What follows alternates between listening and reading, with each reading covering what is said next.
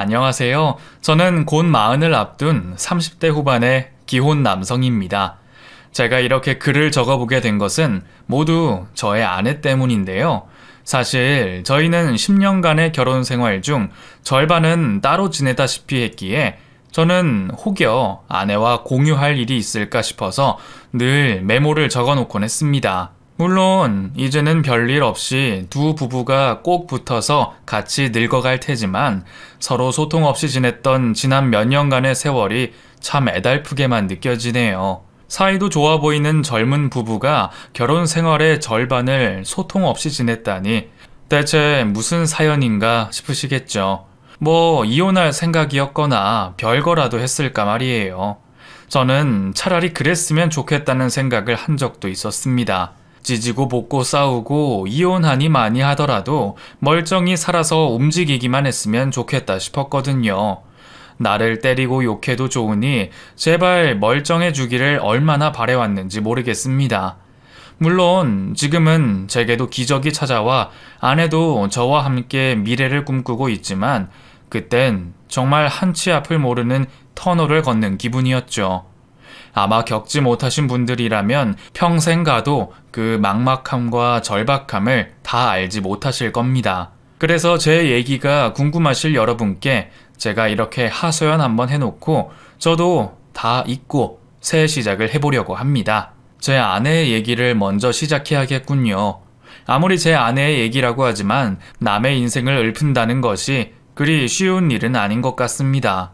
어쨌든 저도 제3자의 입장일 뿐이고 좋은 일이든지 나쁜 일이든지 전해 듣는 것만으로는 그 사람의 심정을 충분히 알기 어려우니 말입니다. 제 아내는 밑으로 동생 둘을 둔 3남매 집안의 장녀입니다. 요즘 젊은 사람들이 말하길 K장녀라며 한국의 장녀들의 애환에 대해 말하는 것을 본 적이 있는데 거기서 말하는 그 장녀가 딱 우리 아내 같더군요. 늘 동생들에게 양보하고 책임지고 덕분에 뭐든 잘하는 살림미천 큰딸 말입니다. 옛날 어른들은 좋으신 뜻으로 살림미천이니 집안의 기둥이니 그런 말씀들을 하셨는지 모르겠지만 막상 당사자들은 그런 말들이 얼마나 부담으로 다가왔을지 저도 다 모르겠네요. 다른 집안 식구들 얘기는 모른다 치더라도 제 아내가 장녀로서 얼마나 고생을 하며 살아왔는지는 아마 제가 아내 다음으로 잘 알고 있을 겁니다. 아내와 동생들은 5살, 6살 터울로 밑에 동생들은 연년생 남매죠. 둘은 거의 쌍둥이처럼 붙어다니며 매일 싸우고 놀고 그랬다는데 우리 아내는 처음부터 집안의 큰딸 소리를 들으며 일찍이 철이 들었습니다. 동생들과 터울이 많이 나다 보니 더 그러셨겠지만 솔직히 5살짜리 아이가 뭘 그리 많이 알겠습니까? 요즘 아이들 5살이면 아무것도 모르는 갓난 아이잖아요. 하지만 당시에는 걸어만 다니면 다 컸다고 생각하시는 건지 5살 난 아이를 어른처럼 대하셨더라고요. 그 나이에 밑으로 동생이 생긴 덕에 어쩔 수 없는 일이라 생각할 수도 있지만 그래도 제 아내는 참 너무하다 싶을 정도로 알아서 잘 커졌더라고요. 그렇게 5살 어린 나이에 밑으로 연년생 동생을 둔 제 아내는 그 고사리 손으로 동생들 분유를 타 먹이며 기저귀까지 갈았답니다. 솔직히 그 얘기를 듣고도 저는 믿기지가 않았어요. 한국 나이로 6살이라 하더라도 겨우 유치원생 아이가 무슨 아기 기저귀를 가냐는 말입니다. 아마 아내가 어릴 적 기억을 착각하는 게 아닐까 싶기도 했죠. 하지만 그걸 마치 우스갯소리처럼 직접 말씀하시는 장모님의 말씀을 들으니 그게 사실이었다는 걸 알게 됐습니다. 장모님은 자랑스러우신 마음에 그런 얘기를 아무렇지 않게 하셨는지 모르겠지만 막상 얘기를 전해 듣는 저나 아내의 표정은 어둡기만 했습니다. 아내가 옛 추억에 잠겨 무슨 생각을 하고 있었는지는 모르겠지만 제 생각은 하나였어요. 어려서부터 너무 일찍 철들어서 참 고생이 많았구나 싶었죠. 애들은 그냥 아무 생각 없이 뛰어놀기 마련인데 그 어린애가 나가 놀 줄도 모르고 집안에 박혀서 동생들만 챙겼다는 게 너무 가슴이 아프더라고요. 게다가 밑에 동생들은 유치원을 다녀봤지만 제 아내는 기본 교육과정 외에는 다녀본 일이 없기에 그 얘기가 더 슬펐던 것 같습니다. 가끔 어렸을 적 추억들을 꺼내거나 대화를 나누면 아내의 기억 속에는 온통 동생들과 집안일을 한 기억밖에 없었습니다. 유치원도 다니지 않았으니 집에서 딱히 뭘 할 것도 없었겠죠. 그렇게 어려서부터 동생들을 돌보기 바빴던 제 아내는 나이를 먹어 몸이 자라면서부터는 더욱더 집안에 희생해야 했습니다. 어려서부터 큰 딸은 엄마를 돕는 거라고 배우며 자랐다네요. 부모 말이라면 잘 듣고 따랐던 효녀 아내는 그렇게 아이 같지 않은 아이가 되었습니다. 소풍이며 행사날은 자기가 알아서 1,000원짜리 김밥을 사갔었고 장인 장모님은 가게를 하시느라 바쁘다는 핑계로 아내의 졸업식과 입학식에 오신 적이 없으셨답니다. 하지만 어린 동생들 일은 꼭 챙기셨으니 아무리 어린 아이도 차별을 당한다는 생각을 할 수밖에 없었을 겁니다. 알게 모르게 차별을 받고 자랐던 제 아내는 어느새 그런 차별이 익숙한 아이가 됐고 그런 상황은 나이를 먹은 뒤에도 별로 달라진 것이 없어 보였습니다. 처제와 처남은 지방대를 들어가서 4년 내내 집안에서 지원받으며 학교를 다녔다는데 제 아내는 공부도 곧 잘했으면서 대학 문턱도 밟아보지 못하고 남들 대학 다니며 청춘을 불살을 나이에 공장에서 온몸을 불살라 돈을 벌어야 했습니다. 그렇게 아내는 대학 대신 사회생활을 시작했고 돈을 벌어다가 집안의 생활비를 보탰습니다. 동생들 어릴 때야 부모님이 끼고 도시는 게 이해된다고 치더라도 20살 되어 성인이 되었으면 동생들에게도 똑같이 하셔야 할 텐데 제 아내는 열심히 돈 벌면서도 립스틱 하나 사본 적이 없었고 그에 비해 동생들은 대학 등록금이며 생활비며 다 받아가면서 취미생활에 유흥비까지 못 하나 모자란 것 없이 누리고 살았답니다. 그걸 보고서야 제 아내도 더 이상은 참을 수가 없겠다 싶었겠죠. 그렇게 20년 넘게 가족을 위해 희생했던 제 아내는 20 중반이 되어 친정 식구들과 절연까지 하고 말았습니다. 그땐 나도 정말 못 참겠더라고. 평소였으면 그냥 혼자 울고 삭히고 말았을 텐데 내 나이 20 중반에 돈 벌어서 다 집에 갖다 주고 내 통장에는 돈 한 푼 없잖아.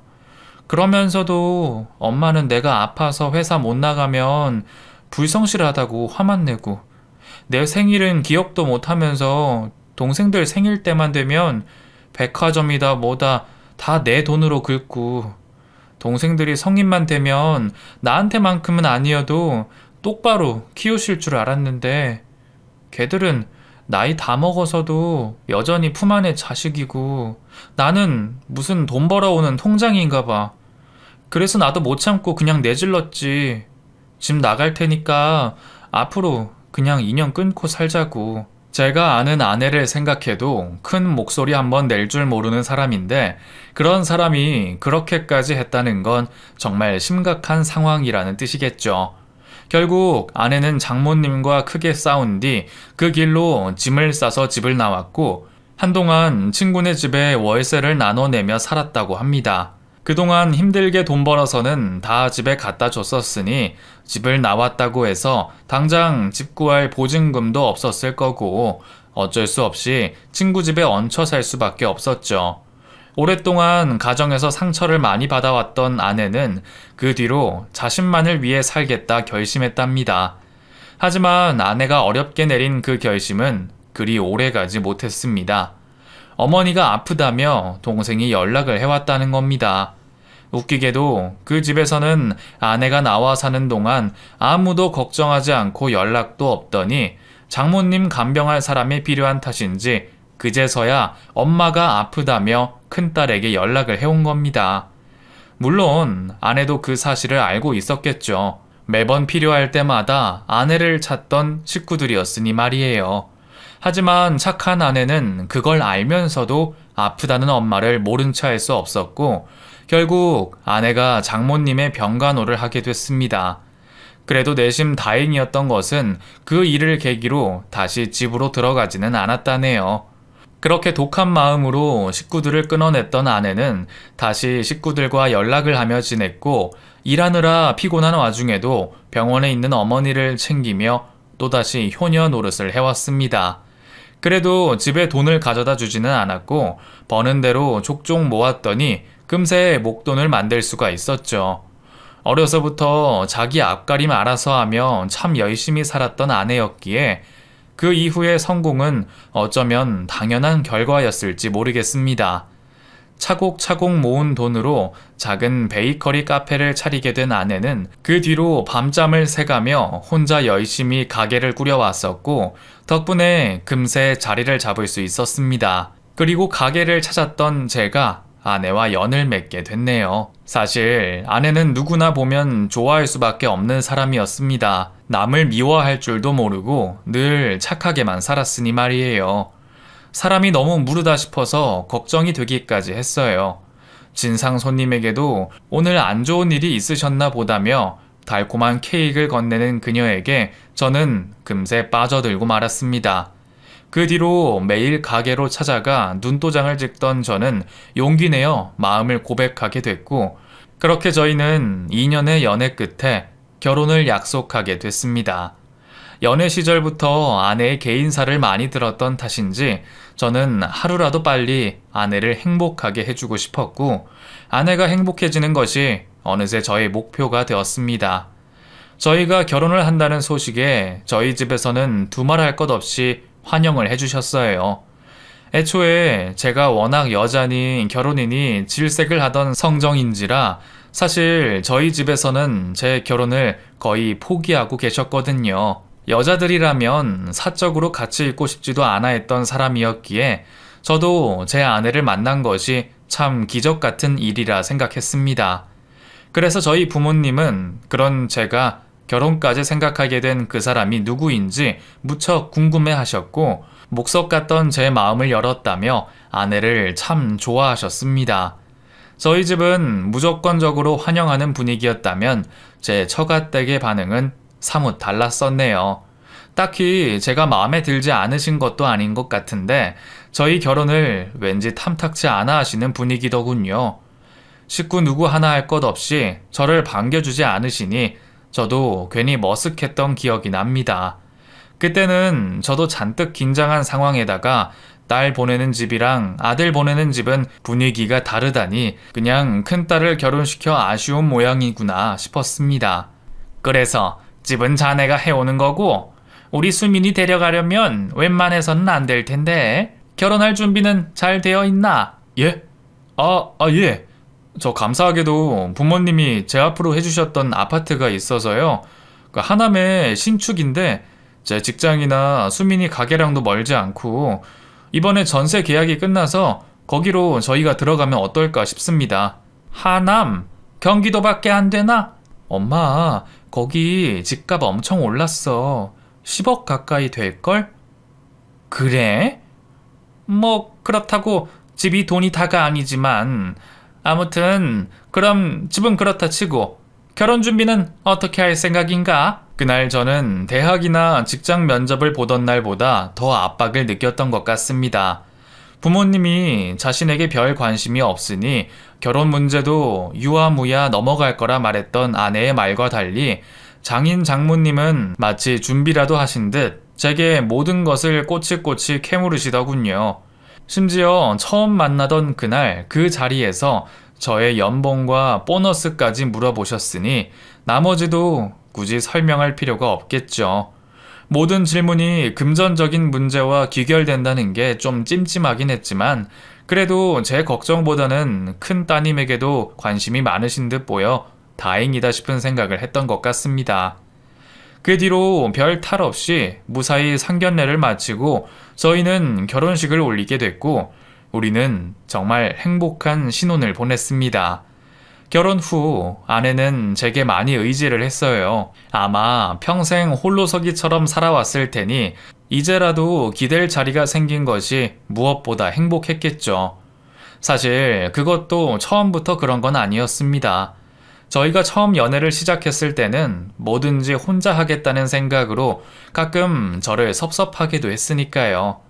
그동안 누구에게 부탁 한번 해본 적 없었던 사람이니 남에게 의지한다는 자체가 어려웠던 모양입니다. 그래서 그런지 아내는 사랑을 받는 것도 늘 어색해 했었습니다. 그래서 처음 시댁을 방문했을 때도 굳은 목석처럼 말 한마디 쉽게 하지를 못하더라고요. 많이 먹으라며 밥그릇 위로 반찬을 올려주시는 저희 어머니에게 알아서 먹겠다고 다소 딱딱한 대답을 했거든요. 저야 아내가 긴장되고 죄송한 마음에 그런다는 걸 알지만 그런 성격을 잘 모르는 저희 부모님은 내심 많이 당황하셨을 겁니다. 제가 너무 착하고 따뜻한 여자라 얘기했었는데 묻는 말에 대답도 제대로 못하고 그러는 걸 보시면 혹시 기분이 나쁜 건가 싶으셨을 수도 있겠네요. 영준아, 아까 수민이한테 내가 뭐 실수한 거니? 못 먹는 반찬인데 내가 억지로 올려준 건가 해서 말이야. 나도 조심을 했어야 하는데 잘 먹었으면 싶은 마음에 괜한 짓을 했나 보다. 아니에요, 엄마. 그거 수민이가 너무 긴장해서 표현을 못한 거지? 아마 아까 엄청 감동받아서 너무 놀라서 그랬을 거예요. 누가 자기 반찬 그렇게 챙겨주는 적이 별로 없어서. 어머, 그게 무슨 말이니? 집에서 어머니가 그렇게 안 해주셨다니? 뭐 밑에 어린 동생들이 있으니까 많이 관심을 못 받고 자랐나 봐요. 그러니까 어머니가 이제라도 잘 좀 챙겨주세요. 딸 같은 며느리 드리고 싶다고 노래 부르셨잖아. 아무래도 아내의 개인 사이다 보니 제가 자세하게 상황을 설명드릴 수는 없지만 저의 단순하고 짧은 그 한마디에도 저희 어머니는 아내를 꽤 안쓰러워 하셨습니다. 삼남매 장녀로서 여태 얼마나 열심히 살았겠냐며 미처 말하지 않은 부분까지도 이해를 해주시더군요. 저희 어머니의 그런 반응을 보고 있자니 저는 괜히 더 속상한 기분이 들었습니다.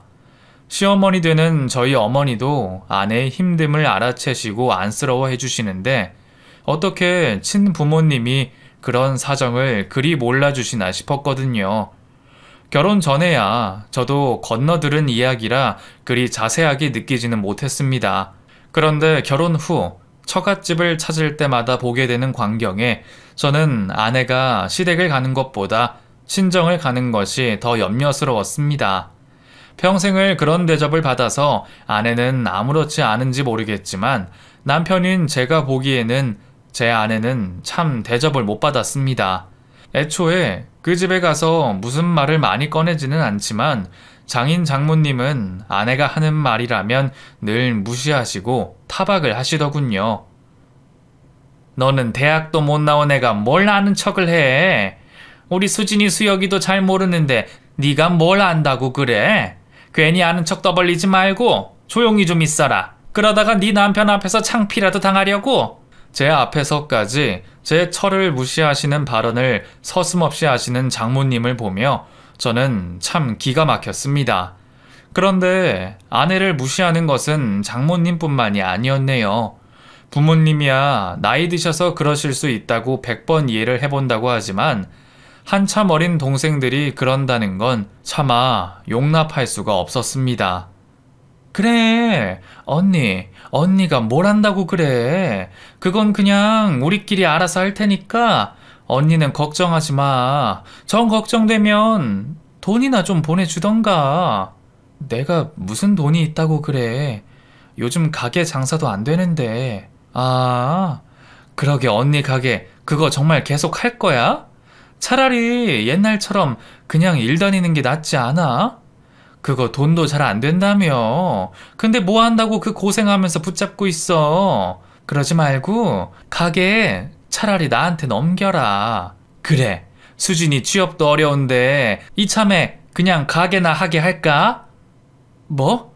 엄마, 수진이 카페 하라고 대학 보냈어? 어렵더라도 취업할 생각을 해야지. 그리고 수진이 너는 커피도 내릴 줄 모르는데 무슨 가게를 한다고 그래? 언니는 뭐 처음부터 잘해서 가게 차렸어? 어쩌다가 운 좋아서 여태 버티고 있으면서 뭔 유세야. 오히려 본격적으로 하려면 내가 더 잘하겠지. 안 그래? 고졸이랑 대졸이랑 같은가? 나는 어차피 직접 일할 생각 없어. 그냥 일 잘하는 알바생 뽑아놓고 가게 매출이나 관리하면 되는 거지.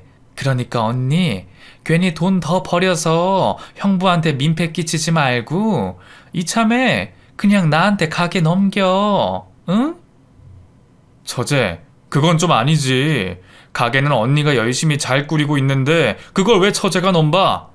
처제가 취업 말고 장사가 하고 싶으면 처제도 언니처럼 돈 모아서 시작해야지. 왜 남이 잘 차려놓은 밥상에 밥숟가락만 얹으려고 그래? 그건 너무 도둑놈 심보 아니야?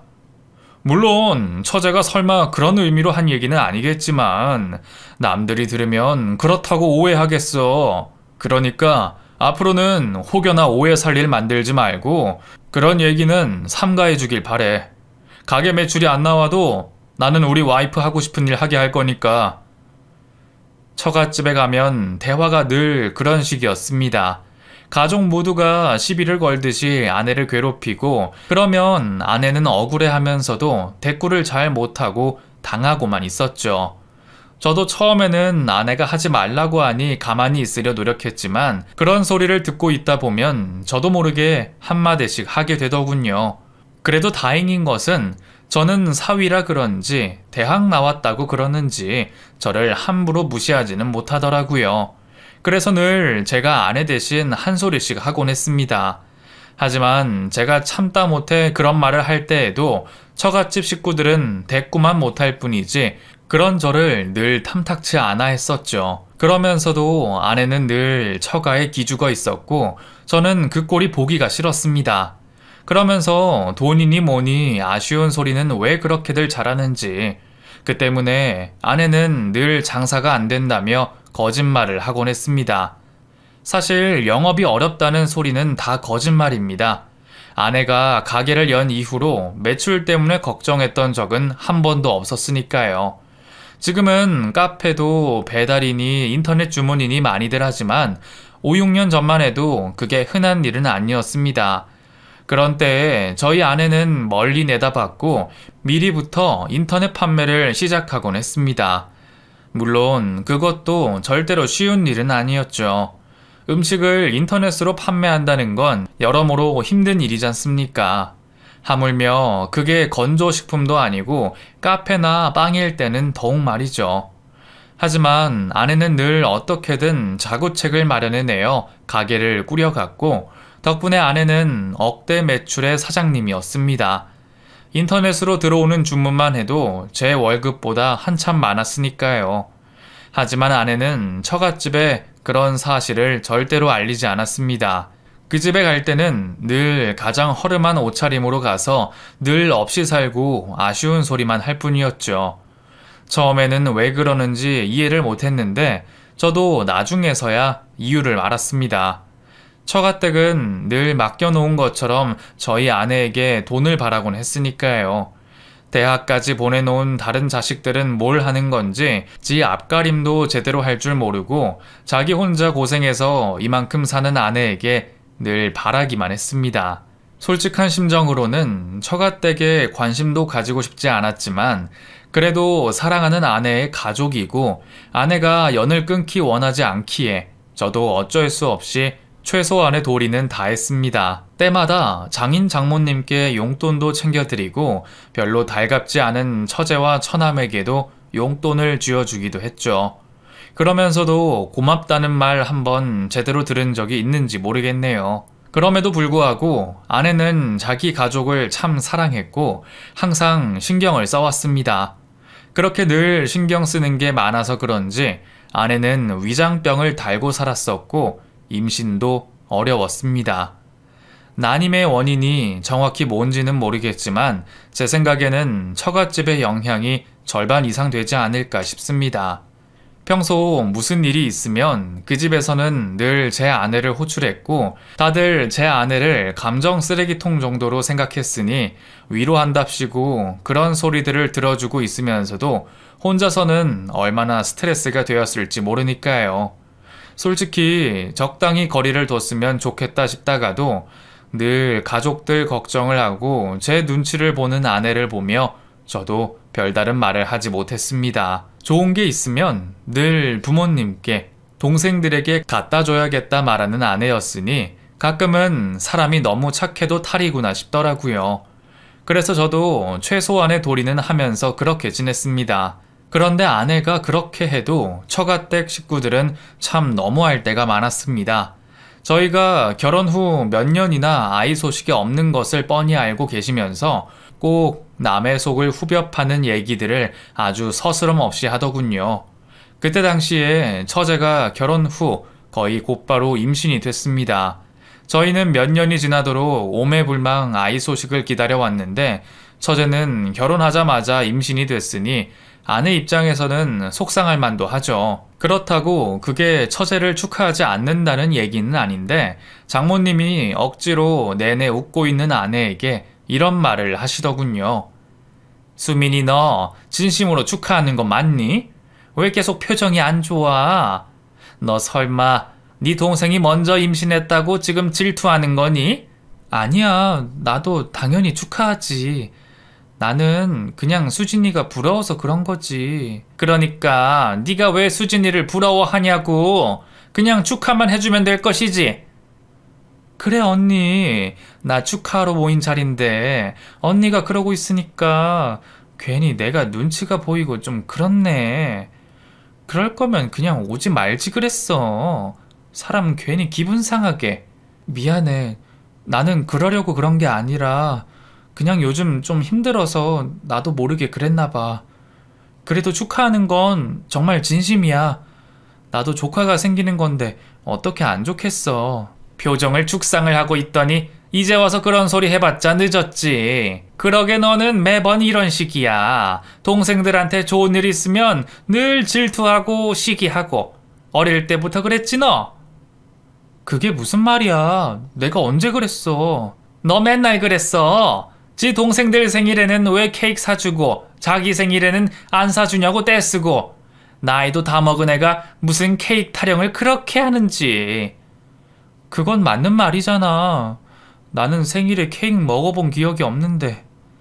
아유, 그럼 우리 형편에 자식 새끼들 생일마다 케이크를 다 사오니 동생들은 어려서 사 먹이는 거지 뭐. 그렇게 탐이 많았는지 언니가 돼가지고 그런 것도 양보를 못해. 네가 그러니까 임신을 못하는 거야. 처제의 임신을 축하하러 갔던 그날 아내는 결국 별것도 아닌 것으로 가족들에게 또다시 상처를 받았고 그 길로 한동안 처갓집을 찾아가지 않았습니다. 많이 속상해하는 듯 보이기는 했지만 저는 솔직히 잘 됐다 싶어서 마음이 놓이기까지 하더라고요. 이대로 그냥 서서히 멀어져서 더 이상 아내가 상처받지 않기를 바랄 뿐이었습니다. 하지만 예전 그때처럼 아내는 결국 가족들에게 늘 약자였고 처제가 출산을 앞두고 다시 처갓집을 찾기 시작했습니다. 그래도 곧 조카가 태어날 건데 내가 언제까지 그러고 있겠어. 그날은 내가 어색하게 있느라 괜히 오해 사기도 했고 엄마도 진심은 아니었을 거야. 당신이 그러고 싶다면 어쩔 수 없지. 그래도 이제는 할 말도 좀 하고 그래. 내가 없는 자리에서 당신이 무슨 소리 듣는지 모르잖아. 나도 그래야지. 싸우더라도 나도 할 말 하고 그럴 거야. 내가 바보 같아서 당신이 답답하지? 그래도 나는 이제 별로 안 속상한데? 이렇게 내 편 들어주고 걱정해주는 당신이 있는걸. 결국 아내는 처제의 산후조리까지 도맡아 해주며 다시 가족들과 가까워졌고 저도 그런 아내를 걱정하면서도 지켜볼 수밖에 없었죠. 그래도 가족이니까 말은 그렇게 하더라도 서로 아끼고 사랑하는 마음이 있을 거라 생각했으니까요. 아내는 밤새워 빵을 구워야 할 정도로 바쁜 와중에도 처제를 도와주러 다녔고 한 번은 코피를 쏟은 적이 있었네요. 아무리 동생 일이라 하지만 자기 몸을 상해서까지 그러던 아내를 보며 안쓰럽기도 했고 속상하기도 했습니다. 아마 아내는 자신의 진심을 보여주기 위해 더욱 무리를 했던 게 아닌가 싶네요. 그날 처제와 장모님에게 이기적이라는 소리까지 들으며 그런 오해를 당했으니 내심 억울한 마음이 있었겠죠. 보통 사람이라면 억울한 마음이 분노로 치환될 텐데 착한 아내는 억울한 마음에 오히려 더욱더 열심히 가족을 아끼고 도왔습니다. 그런데 아무래도 제가 그걸 말렸어야 했었나 봅니다. 어느 날처럼 짬을 내서 동생을 도와주러 가던 아내가 급한 마음에 길을 건너다가 사고를 당하고 말았으니까요. 평소에는 길에 쓰레기 한번 버리는 법이 없고 무단횡단 한번 하는 사람이 아닌데 그날따라 왜 그렇게 급하게 처제 집을 찾았는지 모르겠습니다. 하지만 아내는 무심코 길을 건넜고 그 결과는 너무 참혹했습니다. 아내가 병원에 실려갔다는 소식에 저는 하던 일을 멈추고 정신없이 병원으로 달려갔습니다. 분명 처제 집을 가고 있었을 테니 처제나 처갓집 식구들이 먼저 와 있을 줄 알았는데 제가 30분 거리를 달려가는 동안 처갓집 식구들은 아무도 없더군요. 오히려 저희 부모님이 장인 장모님보다 먼저 도착해서 놀란 저의 손을 붙잡아 주셨죠. 아내는 급하게 수술실로 들어갔고 저는 부모님과 함께 마음 졸이며 수술실 앞을 지키고 있었습니다. 그리고 한참 지나서야 처갓집 식구들이 들어오셨죠. 그마저도 장인 어른과 처남뿐이었지만 말이에요. 매영, 누나는 어떻게 됐어요? 좀 전에 수술실 들어갔어. 근데 장모님이랑 처제는? 그게 조카 때문에 좀 늦으시는 모양이에요. 그래도 수술 중이라니 나오기 전에는 오시겠죠. 무슨 이유인지는 모르겠지만 그 상황이라면 어떤 이유에서든 당장 병원으로 오는 게 맞지 않나 싶습니다. 하지만 당시 아내에 대한 걱정으로 가득 차 있던 저는 그런 섭섭함을 느낄 여유도 없었습니다. 그저 아내가 무사히 깨어나기만 바라며 세상 모든 신들 앞에 기도를 올릴 뿐이었죠. 제발 우리 아내만 무사하게 해주신다면 앞으로 제 모든 인생을 바칠 각오까지 하고 있었습니다.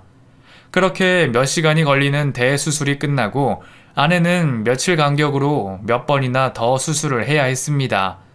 몸도 성치 않았지만 머리를 다치는 바람에 상황이 많이 좋지 않았어요. 수술이 잘 끝나더라도 의식이 돌아오지 않을지도 모른다는 얘기에 저는 머리를 얻어맞은 기분이었습니다. 그래도 제발 목숨이라도 살려달라 간청드렸죠. 그렇게 아내는 겨우 살아나 숨을 쉬고 있었습니다. 하지만 의사 선생님 말씀처럼 의식은 돌아오지 못했어요. 절망적이었지만 저는 그래도 조금은 감사했습니다. 내가 아내를 열심히 돌보고 기다린다면 언제라도 의식이 돌아올 거라 믿었거든요. 그날 이후 저는 회사를 그만뒀습니다. 아내를 다른 사람에게 맡기고 일이 잡히지 않기도 했지만 의식 없는 아내가 혹여 깨어나 나를 찾지 않을까 하는 생각에 저는 하루도 쉬지 못하고 병원을 찾았습니다. 가끔 집으로 다녀올 때면 혹시 그 사이 아내가 깨어나는 게 아닐까 늘 불안한 마음이었어요. 그래서 잠도 병원 간이 침대에서 자고 밥도 아내의 침대 앞에서 먹곤 했었죠. 그렇게 오늘일까 내일일까 하는 생각으로 저는 4년을 기다렸습니다. 4년이라는 시간이 어찌 보면 아주 짧고 금방 지나갈 것 같은데 막상 저처럼 기약 없는 기다림을 보내려니 사람이 2배로 더 힘든 것 같더군요. 그건 저 말고 다른 가족들도 마찬가지였습니다. 저희 부모님도 점점 지쳐가셨고 처갓집 식구들도 희망을 버리기 시작했습니다. 언제부터인진 모르겠지만 장인어른은 저를 붙잡고 설득을 시작하셨어요. 자네도 이제 그만하게. 수민이 저렇게 된 지 벌써 4년이야 4년. 의사들도 의식이 돌아올 확률은 터무니없이 낮다는데 언제까지 이렇게 연명만 하게 할 건가? 수민이도 이제 좋은 곳에 보내줘야지. 아내가 깨어날 확률이 적다는 건 알고 있었지만 그동안 저는 그 희박한 확률에 매달려 살았습니다. 사실 그동안 아내를 보낼 준비가 되지 않았는지도 모르겠죠. 그러는 동안 모아둔 돈도 거의 떨어졌고 집 앞으로 대출도 많이 받아 있었죠. 현실적으로 제가 얼마나 더 버틸 수 있을지 장담할 수 없었습니다. 게다가 몸도 마음도 지쳐 점점 판단력이 흐려지고 있었으니 저도 모르게 설득이 되었는지 모르겠어요. 보내줄 때 보내주는 것이 아내를 위하는 거라는 장인 어른의 말에 저는 점점 포기하는 쪽으로 마음을 굳혀가고 있었습니다. 그쯤 장인 장모님은 저를 만나려 하시는 건지 전에 없이 자주 병원을 찾으셨습니다. 그동안은 이래저래 여의치 않으시다며 한 달에 한 번 겨우 올까 말까 하셨는데 그쯤에는 일주일에 두어 번씩 오시면서 저와 얘기를 나누셨네요. 그래도 그날도 저는 두 분께 병실을 잠시 맡기고 집으로 들어가 속옷을 챙겨오려 했습니다.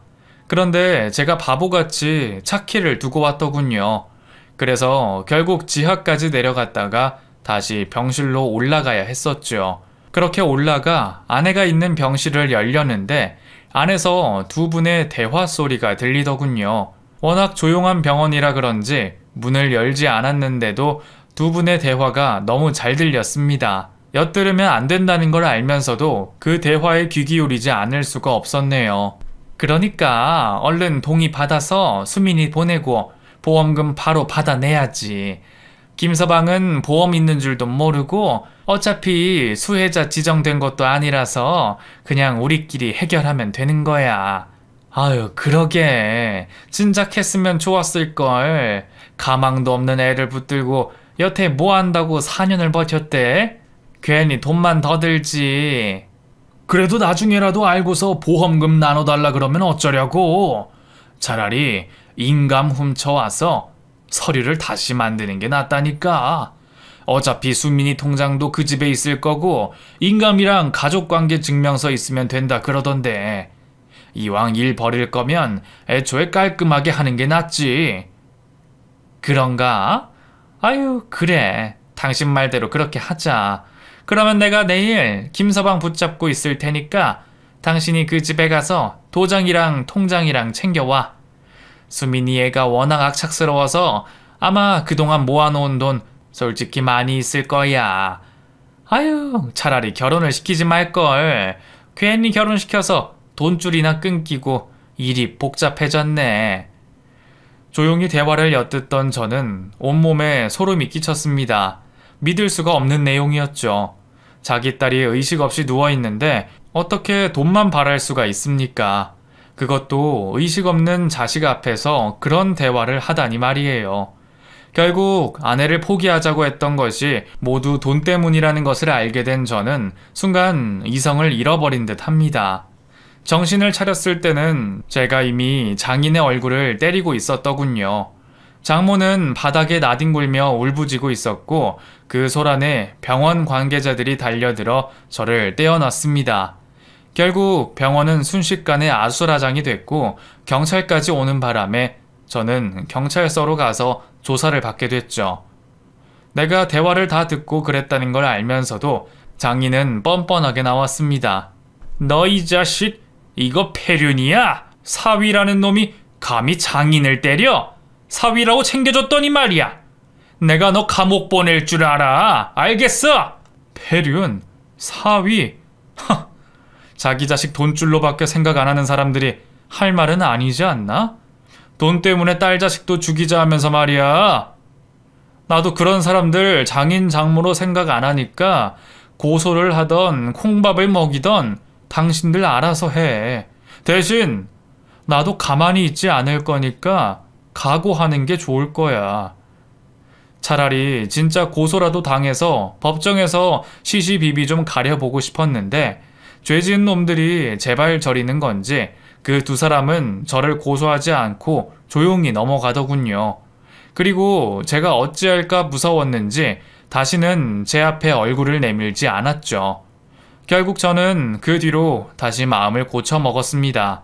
세상 사람들이 다 포기하더라도 저만큼은 아내를 포기하지 않겠다고 말이죠. 앞으로 5년이 더 걸릴지 10년이 더 걸릴지 모르겠지만 저는 제 목숨이 다하는 날까지 아내를 지키기로 결심했습니다.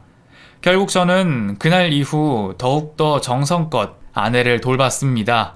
밖에서 꽃도 따다가 머리맡에 두고 혹시나 아내가 들을 수 있을까 매일같이 책을 읽어줬습니다.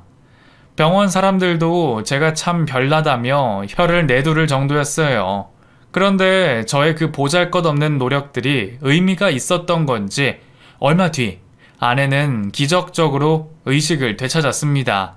한참 책을 읽던 제 시선에 아내가 눈을 깜빡이는 것이 보였습니다. 저는 놀라서 아내 옆으로 다가갔고 아내는 한참 만에야 눈을 떠 제 얼굴을 바라봤죠. 어떻게 우리에게 이런 기적이 찾아왔는지 모르겠지만 그동안 해왔던 일을 생각한다면 그래야만 했을 겁니다. 늘 착하게만 살았던 아내에게도 이 정도 좋은 일은 있어야 공평한 거니까요. 그렇게 제 아내는 기적적으로 깨어났고 몇 달의 재활 끝에 조금씩 일상으로 돌아오게 됐습니다. 그게 벌써 1년 전 일이니 시간이 꽤 지났는데도 여전히 아내가 걸어다니는 것이 어색하기만 하네요. 아내가 깨어나고 1년 사이 참 많은 일이 있었습니다. 아내는 깨어나자마자 친정과 설연을 선언했고 앞으로 무슨 일이 있어도 마음을 돌리지 않기로 저와 약속했습니다. 나 이번엔 정말 마음 바뀌지 않아. 당신 덕분에 진짜 가족이 뭔지 알게 됐어. 이때까지는 낳아준 정, 기른 정에 기대서 내 가족이니까 미워도 참고 살았는데 피가 섞였다고 다 가족이 아닌 것 같아. 그 사람들이야말로 남보다 못한 악마들이지. 나 이제는 정말 당신이랑 시부모님만 보고 살 거야. 2번 다시 그 인간들 마주할 일 없어. 그리고 내가 빌려준 돈들도 다 받아낼 거고. 그렇게 새롭게 마음을 먹은 아내는 새로 시작하는 마음으로 다시 가게를 열게 됐고 가게는 여전히 잘 되고 있네요. 일을 그만뒀던 저도 오갈 곳이 없어지는 바람에 아내 밑에서 직원으로 일하고 있습니다. 저도 아내가 걱정됐는데 같이 일하니 얼마나 마음이 편한지 모르겠네요. 아내가 기적같이 깨어난 뒤로 저는 너무 행복해서 이제 더 바랄 게 없다 싶었는데 저희에게 또 한 번 희소식이 찾아와 줬어요. 얼마 전 아내가 임신을 하게 됐거든요. 늦은 나이고 몸이 이전 같지 않아 더 많이 조심해야 하겠지만 오랫동안 기다려온 만큼 너무나 기쁜 소식임은 틀림없습니다. 아이를 가진 이후 아내와 저는 앞으로 우리 가족만을 위해 살기로 결심했습니다. 세상을 살면서 또 무슨 일들이 더 있을지는 모르겠지만 언제나 우리 가족을 우선으로 하겠다고 말이죠. 그래서 그런지 아내는 더 단단해진 것 같아요. 싫다는 소리도 잘하고 남들 앞에서 자기 할 말도 잘하거든요. 이렇게 되기까지 참 오래 걸렸지만 이제라도 아내가 단단해져 참 다행이다 싶습니다. 이제는 제가 지켜주지 않아도 잘 해낼 수 있겠다는 믿음이 있거든요. 앞으로 태어날 아이까지 우리 세 가족 앞으로도 이렇게 단단하고 당차게 잘 살아가도록 노력하겠습니다.